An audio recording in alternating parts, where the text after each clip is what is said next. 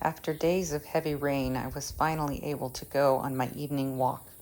To my surprise, this black crawdad walked right across my path.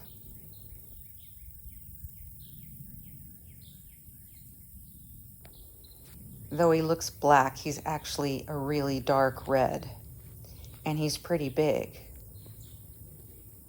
As you can see, in comparison to my size 8 boot.